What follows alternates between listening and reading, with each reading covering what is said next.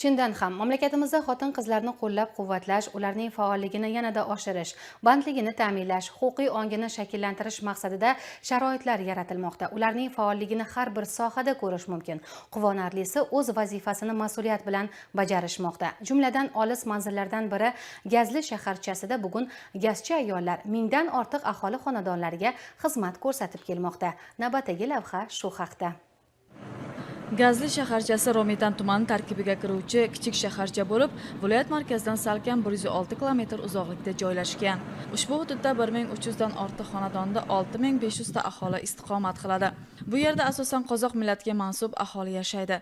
Iste'molchining xavfsizligini ta'minlash, sifatli xizmat ko'rsatishda shaharchada faoliyat olib borayotgan 11 nafar xodimdan 4 nafar ayol xodimning mehnati beqiyos. Har bir ishga mas'uliyat bilan yondashib, aholi chaqiruvlarini vaqtida qabul qilib, hal etilishga ko'maklashish ularning kunlik shioriga aylangan. Suhbat davomida ayol xodimlar o'z ishidan minnatdor ekanligini ta'kidlaydi. Ularning faoliyatiga 15 yildan ortiq bo'lgan bo'lsa, barchasi o'z qiziqishlari yoki ota kasbga bo'lgan mehri sabab mehnat qilmoqda. Mashaqqat bo'lsa-da mas'uliyatni his etib, o'z ishini astoydil bajarib kelmoqda. O'z ishimdan minnatdorman. Yaxshi, aholi bilan ishlashi motivatsiya olar edim. Qishning kunlari, yoz kunlari hech qanday muammo bo'lmaydi. Gaz bilan 1,5 mingta aholi bor Gazlida. Ana shu 1,5 mingta aholini gaz bilan ta'minlab, xalqning minnatdorchiligini olganmiz. Nazira Burtayeva bu sohaga kirib kelishda onasining o'rni alohida ekanligini ta'kidlaydi. Navbatchi chilangar vazifasida ishlab kelayotgan bu ayol o'z ishidan minnatdor. Quvonchining asosiy sababi aholining minnatdorchiligidir. U vaqtida aholi xonadonlariga borib, yuzaga kelgan nosozlikni zudlik bilan bartaraf etadi. Avariya holatlari hamda turli baxtsiz hodisalarning oldini olishda uning o'rni bo'lakcha. Shu gaz sohasiga qiziqqanligim sababli ishga kirganman. Xo'jayinim, anam ishlagan, anam 30 yil ishlab pensiyaga ketgan, xo'jayinim 14 yil ishlagan.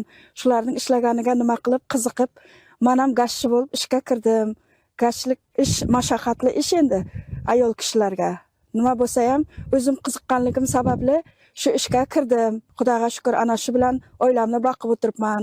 To'y qildim, qizimni chiqardim shu kasb bilan. Rahmat aytaman, minnatdorman. Iroda Babaqulova shahardagi eng yosh xodimlardan bo'lib, yosh bo'lishiga qaramay o'z ishiga sadoqat bilan yondashib xizmat qilmoqda. U ham faoliyatini boshlaganiga qariyb 15 yil bo'ladi. Hamkasb xodimlar bilan birga yelkama-yelka ishni bajarib kelmoqda. Har bir ishning o'z mashaqqati bor. Agar inson ishni yaxshi ko'rsa, astoydil yondashadi. Mashaqqati ham bilinmaydi deydi u. Bugun gazlilik xodimlarni ana shunday mehnatni yaxshi ko'radigan, mas'uliyatni his etadigan, xalq bilan birga yashab kelayotgan fidoyilar desak mubolag'a bo'lmaydi. Ish jarayonlari bilan yaqindan tanishar ekanmiz.